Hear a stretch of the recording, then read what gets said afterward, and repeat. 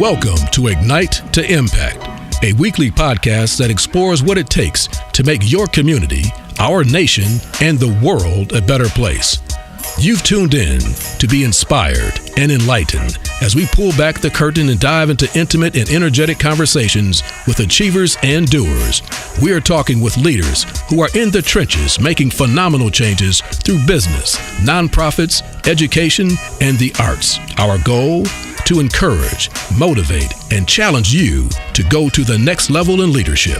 Now, here's your host, Master Leadership Strategist, Dr. Geneva Williams. So, let's ignite to impact. Hi there, this is Dr. Geneva, and welcome once again to Ignite to Impact. We're going to have a terrific, engaging conversation, as we normally do, with leaders and everyday folk who are just making a difference in their community. They're having that kind of impact in the lives of others. And we're broadcasting once again live from the studios of Voiceover Productions with the awesome, fabulous Gerald McBride. I'm just thrilled to be here once again with you. And in my studio live, I have someone who says, it's in my DNA to do for others. Don't you want to meet him? This is Sam Wells, a Flint, Michigan native, who is a man who leads by example. He has led efforts to help young men become the next generation of leaders through the Alpha Esquire mentoring and leadership program. Now, we're going to hear all about that program. It's really an awesome program.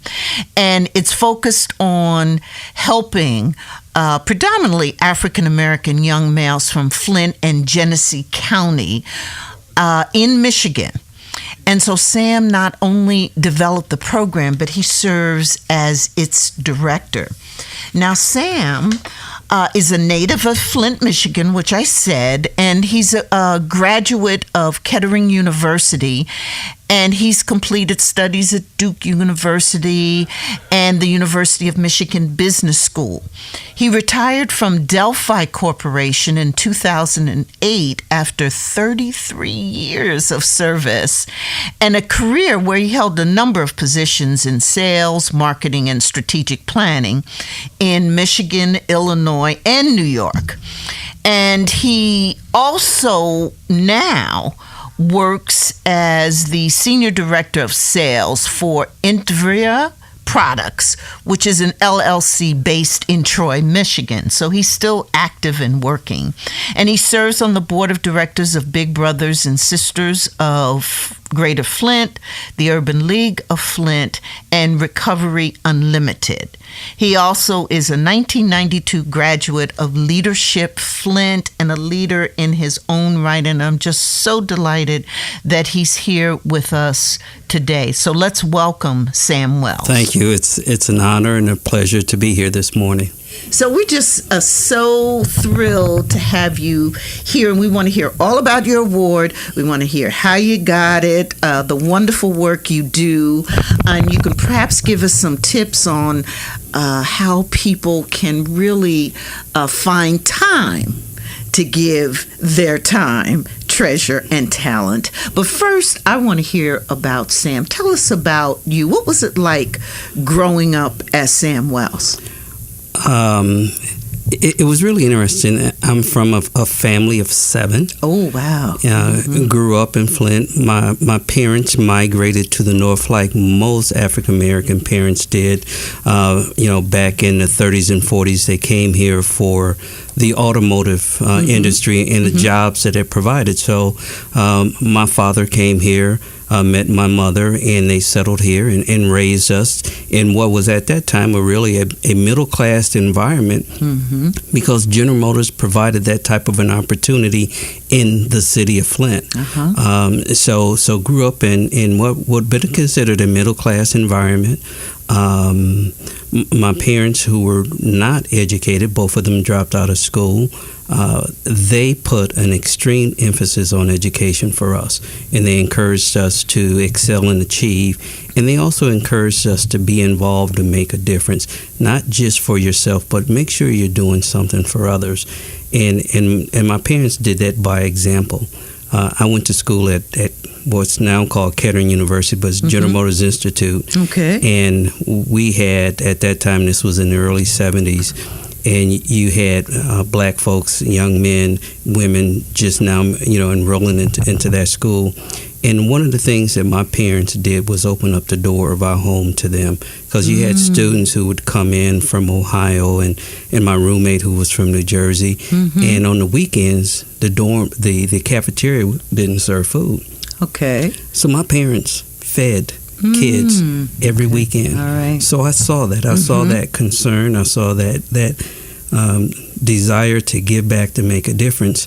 And it just became who I was and what I had to do. And I had to do it as part of who I was and find time in my life to make it happen. Okay, so that's what you mean by it's in my DNA to do for others. It is, exactly. Okay. So you saw it modeled. I mean, this was what you grew up in. Exactly. And do you think that's important for younger generations to see, to get an idea about how to volunteer and give back? It's critical. If they don't see it, they can't embrace it. They don't understand it. Before I came here this morning, I had the young guys in our mentoring program at the local, the organization called GCAR, Genesee County Action Resource Network. Okay. And they were there this morning packing food boxes to support the needy. And before they started the activity, one of the directors just kind of gave statistics about the people that organization serves in Genesee County. So I wanted the young men to be there to understand that they're part of something much bigger, and for them to understand it, they need to be involved. And so you got to have that first-hand experience, so then you really get the sense that there is a need and you can make a difference. So Sam, tell me about something you did as a youngster growing up that gave back to the community. Is there anything special you can remember, or what influenced you when you were a young man? I can't think of anything very specific, but today it's snowing, and as a young kid, first of all, our neighborhood's very tight-knit neighborhoods. Snow falls, and of course, as a young guy, you want to get out and get your hustle on, get that extra $5 for shoveling snow. But there were some older widow ladies in the neighborhood. We didn't charge them. We just did their snow because we know they couldn't. And then the other folks would actually give us an extra buck, because nice of you young guys to take care of Miss Shields or Miss Etherly, because they were there alone. And so if you may want to look at something like that and say maybe that was not purposeful, but it had an impact on becoming who I was, and the desire to always make a difference and give back. And again, for people like you, whereas you say it's just really in your DNA, it's natural. It's hard to probably think back to specific kinds of things because you probably did it all the time and you saw it all the time, and it was happening in your neighborhood. Exactly. And once again, this was an era, and it's something that we've lost to a certain degree. Very tight-knit neighborhoods where everybody was concerned about everybody, involved with everybody's lives. It was okay for Miss Anderson down the street to chastise me if I was doing something wrong and she saw me. She would chastise me and then call my mother. Right. And so you get it twice. You would definitely get it twice. And so that was the environment that I grew up in. So you saw it because it just wasn't my parents, it was everybody on our block. So fast forward to what you're doing today, but tell us, how did you get started working in the community and working with young men to help them succeed? Was there something that happened that sent you in this direction? Well, before I got involved and we got the Esquire program started, I was working with the Urban League, and we started a program called Incentives for Success. And the intent there was trying to find ways to motivate young African American students, not just males, but males and females in the Flint and Genesee County area, to stay positive, to get involved, to be focused on improving yourselves. And I got started in that program and didn't get too far along in it before they came along. Corporate America said, hey, your next opportunity is in New York. You need to pack your bags and go. Okay. And so we kind of packed up and went to New York and spent 4 years there. And that 4 years in New York was really focused on my family and my career. So didn't get involved in anything. It was all about Sam making his next move and making sure the family was taken care of. And then I came back to Flint.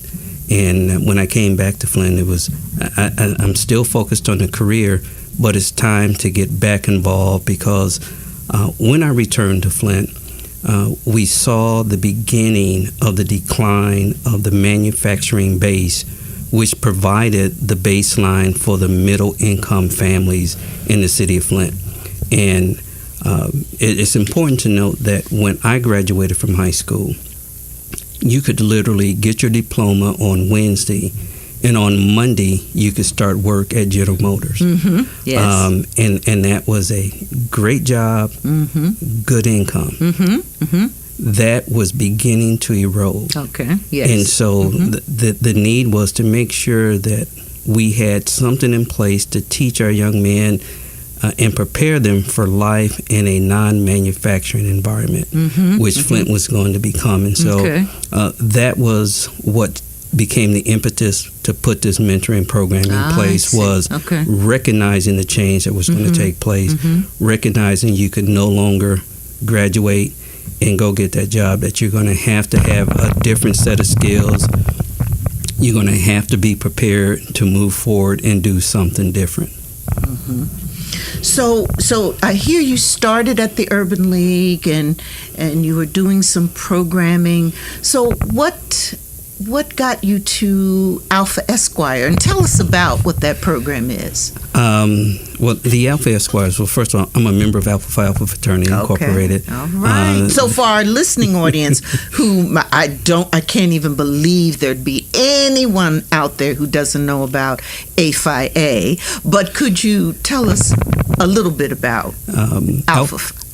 Alpha Phi Alpha is the oldest black Greek letter organization founded on the campus of Cornell University. In 1906, we just celebrated 111 years of existence. And the real purpose of the organization is to support our community, support the underrepresented individuals in our community. And so as a member of Alpha Phi Alpha, several members were sitting around saying, what are the things that we're going to do? How do we take our mission, our values, our goals, and make a difference in our community? And so it was, we needed to do this mentoring program, and we started with a focus on making sure we were preparing guys for post-manufacturing environment in the city of Flint. And so that was kind of the push. And it came from the fraternities, mission and vision, and the things that we need to do in the community. So that was the beginning of the program. Okay. And so what does it do? What does the program do? What are the results? Oh, wow.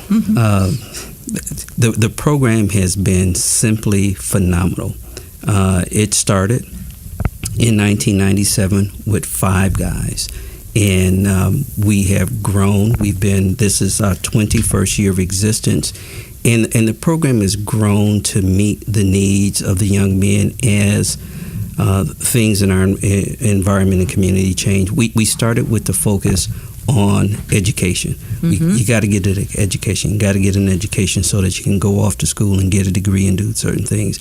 But we recognized that there were so many other things that we needed to prepare our young men for. So over the years, we have developed a fairly strong curriculum that we use to support the young guys. And it is focused on education, it is focused on preparing yourself as a young man. So we have life skill type of workshops.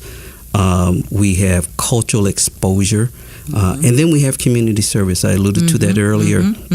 So it's important for them to understand that they're part of something bigger, and there's a need for them to be involved, to give back. Yes. And so this program has evolved where we meet 10 out of the 12 months of the year.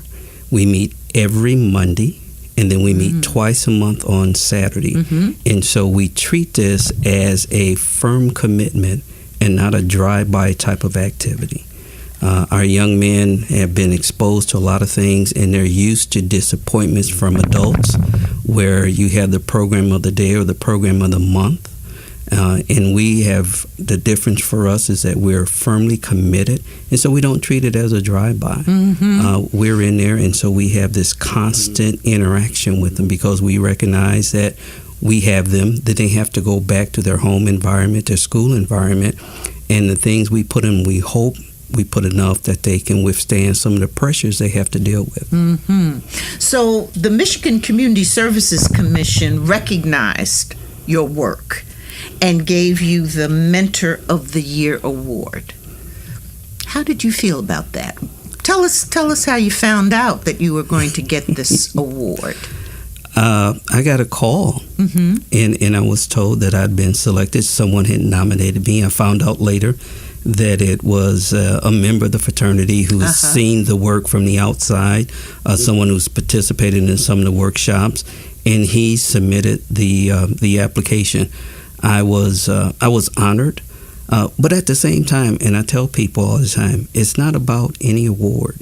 My satisfaction comes from watching a young guy graduate, head off to college, a young guy who come up and said, I didn't think it was in me, and you guys have given me the ability to do certain things.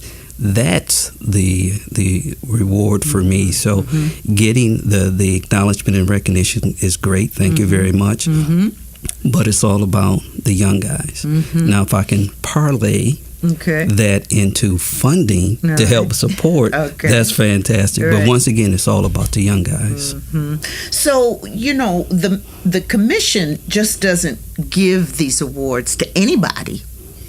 They must have seen some results, some things that matter. Share one or two results with us. Why would the judges have looked at the work that you do and say, hey, this brother is cool, we got to give him the Mentor of the Year award?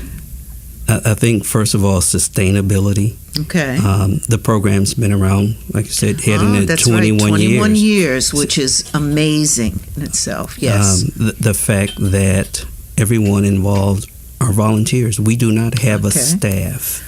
So even after all this time, you don't have a staff person? No. So it's all volunteer work. It's all volunteer work, and everyone involved is still working a full-time job. I retired from Delphi after 33 years, but I've spent the last 10 years at Geneva Products. So I have a full-time job as well as all of the other gentlemen that are involved in the program, and it's important to note it's a team effort. There's a group of us that work with these young guys, and then we've been able to raise money to provide scholarships for the young guys, and over the last 17 years we've been able to give out close to $200,000 in scholarships and academic excellence awards, and this is all grassroots activities. There's no government funding associated with this activity. This is us working relationships, networking, and showcasing the organization and people believing in the things that we're doing that provides the funding for us. And so I think when you look at sustainability, you look at the ability to develop the funding without major initiatives and everybody's volunteering. And then when you start to look at the feedback, we've had probably, I think the numbers, and I did bring them so that I can be fairly consistent with the data. You start to look at, we've had 217 high school graduates. 86% of those started college. Of that 86%, 85% have graduated. We have 4 young... From college? From college. Okay. From college. We have 28% with bachelor's... No, 28% have master's degrees. And then we have 4 guys working on their PhDs. So when you start to look at these young guys coming out of Flint, we've had 4 Bill Gates scholarship winners. Okay. So the results are starting to speak for themselves. Absolutely. So what you mean by that is 4 of the young men that you mentor and coach have gone on to get Bill Gates scholarships. Yes. Okay. Yes. Great. Fantastic. Yes. So tell me what your success is. What would you say is the secret sauce to having these young men not only get into college, but also graduate? Because, that's the real challenge about, we've kind of discovered what it takes and how to get kids graduated from high school.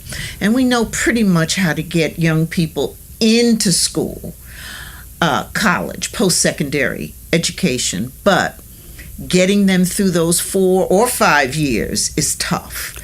You've got an 80% success rate in college matriculation. How do you do that? What's the secret sauce on that?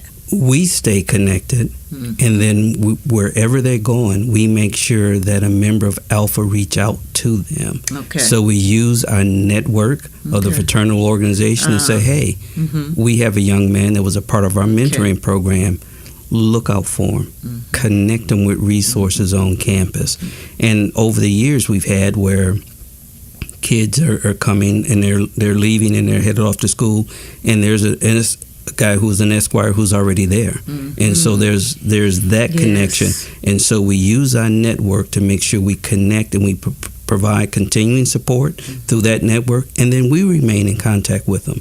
And they come back in the summer, and the first thing they want to do is come talk to the young guys and share their experience and find out if this is where you're planning to go to school. Here's my contact information. Call me. So we try to develop that network so we have continuing support, which we all know is key. Once they leave, they need that continuing support on campus and that umbilical cord back to home base. Absolutely, absolutely. Well, that certainly is the secret sauce. If you're just joining me, it's my delight to be sitting here with Sam Wells, Mentor of the Year, recognized by all in Michigan, and the Michigan Community Service Commission is doing phenomenal work with young men. You're listening to Ignite to Impact, hosted by Dr. Geneva, and I am just delighted that we're hearing about how we can really keep young men on the path to success. And Sam's been sharing with us the success of, why his program has been successful, certainly the sustainability. It's been going on for 21 years, that all of the coaches, tutors, mentors are volunteers, and so that takes that extra commitment that's in there, and then their ability to raise money for scholarships. I think over $200,000 that has been raised. And we were just talking about, what's the secret to an 80% graduation from college rate that he has with the young men they work with. And he talks about it's that constant connection. They stay connected to the young people, then they reach out into their national network, because Alpha Phi Alpha is a national fraternity, and they connect and stay connected and stay with their young men. And it's just so really great, Sam, to hear this kind of work that you're doing. And, I run into people often, but some younger folk who really want to do what you do, that is to help others in the community, but they're often smack dab in the middle of their careers, balancing life and work, family, sometimes older parents, sometimes children. How do you find the time to give of your time and treasure? How do you find that? You make the time. If you have the commitment, you make the time. You will find that you will have long days, short nights, but the benefits and the satisfaction you get from seeing others excel gives you that drive. My days normally start, I roll out of bed at 4:30, and some days I don't roll back in that bed to 10 o'clock at night. And it is a balancing act. You do have to be cognizant of your significant other. I have 2 children, and they were growing up during that time period, so I had to make sure that there was time for them.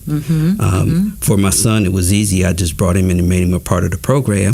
But with my daughter, I had to carve out special time, and that was really good for me because we started with Daddy-Daughter Day, which has turned into Daddy-Daughter Weekend. She's 30, and we now spend the weekend. But it gave me the opportunity to understand her more because I had to make special time for her. So it's just sitting down and managing your time, understanding your commitments, and putting others in front of yourself, and recognizing that you get the value and the benefits from doing so. So it's just being able to do that. Well, you've given some really cool tips, because you're talking about, if you want to find the time to give when you're smack dab in the middle of your career and raising children, bring your children in to that activity. Now that's cool, so that way you can carve out that special time to be with them and involve them, and also role model for them how important it is to give back to that community. That's a good one. And then also, I really like what you were saying about us needing the constant reminder about how this is really good for us too. It is. It is so good for us. Yeah. I have to share a story with you. Please. One of our young mentees went on and played football at the University of Wisconsin. He started coaching with the Washington Redskins, and so I would go up to visit and go to a game. He always had me come up and take care of me, and I'd go to the game. And there were a couple other former Esquires living in the Washington, D.C. area, living and working. And so I went out to dinner with one young man, with him and his fiance. And he said, you were a stabilizing force in my life at a very critical time. And he says, we're getting married, and we're going to get married here in New York, a very small ceremony. Then we want to go to Punta Cana and have kind of a ceremony with the family and friends. Would you speak words over us at that event? That was... There's your reward for your time and your commitment. When someone feels that touched by the things you're able to do, to have you be a very important part of their life. Did you do it? Yes, I did. Oh, how was it? Was it fantastic? It was a blast. Yeah. And, you talk about making that time. Yes. Okay, we're going to Punta Cana. I said, well, you know what? This is going to be family vacation time. So I brought my son and my daughter-in-law and my wife, and we all went to Punta Cana, and we had a blast, and then we officiated Gerard's and Yonori's wedding. Oh, how wonderful. Now, see, that reminds me, and as we're winding down, it reminds me, I read about something on the website. One of your mentees, Austin Edlin? Edlin. Yes. Who said about you, and he chokes up when he talks about you. And he said, Mr. Wells is nothing but loving to all of us. He's a mentor and advisor, but he also is a father figure to me. I trust him. He treats all of us like his own kids. What a wonderful thing to have somebody say that about you. Is that what keeps you moving and motivated? It is. Mm-hmm. It is, because you know the young men out there need it. Yes. And if you can provide just a little bit of that for them, and that becomes part of the success, because when they know you're going to be there, they can call you and talk about anything to you. You respect their confidence. You meet them where they are in life. It's not, I can't deal with you because you don't pull your pants up. If that's where you are in life, right, let's start where you are and then move forward. Right. And when you can do that, you build that trust. And then once you build trust, then you can start talking about these pull are up the your things. pants. Pull up your pants. Put that belt on. Get them pants up, right? Exactly. and they'll do it. Yes. And when they see absolutely. And when they see you coming, they want to say, "Look, I got my belt on." That's right. so you build it. That's right. Sam Wells, thank you for building young men in our community. And I've got to, I know our time is running out, but I can't have a Flint community activist here with us without asking you, how are things going in Flint? Steady progress. Okay. The lead pipes, Yes. they're changing the pipes out. They're making progress. They're getting through the debates about our water source and supply going forward. There's money that's coming to the city that's supporting early childhood development, so we understand the impact that this lead could have on kids. So there's positive things that are taking place. Mayor Weaver, she is working hard. She's driving the community forward. So things are getting there. It's just going to be a while, because we still don't know all of the negative impacts this can have on our kids. Well, Sam, certainly we send our best wishes, love, and continue to pray and be active with our brothers and sisters in the Flint area as they deal with lead poisoning caused by and in the water. And we salute you and your efforts, because I know you're probably in that activist battle as well in one way or another. And so we thank you for that. But most of all, we thank you for being Mentor of the Year, for shining a light for young men to make a difference, to produce and have a program that works, that shows results. Over 80% of the young men that you work with go to and graduate from college and are making a difference and are returning to the community. Exactly. So we just salute you and say thank you, and you clearly are one of our finest examples of what it takes to ignite to impact. Thank you so much for being with us. Thank you. You've been listening to Ignite to Impact. Your host is Dr. Geneva Williams, an award-winning executive, facilitator, and master leadership strategist. Dr. Geneva is dedicated to inspiring others to get their leadership on and equipping the next generation with leadership tools and tips to help make the world a better place. Sign up to download Dr. Geneva's mini ebook on leadership. Get the show notes, links, and other resources at drgenevaspeaks.com. That's drgenevaspeaks.com. Thanks for listening. Please share the podcast to those in your community via Facebook, Twitter, LinkedIn, or Google+, and leave us a 5-star review in iTunes. When you do that, it helps others find the podcast easier. Send your questions or comments to info@drgenevaspeaks.com.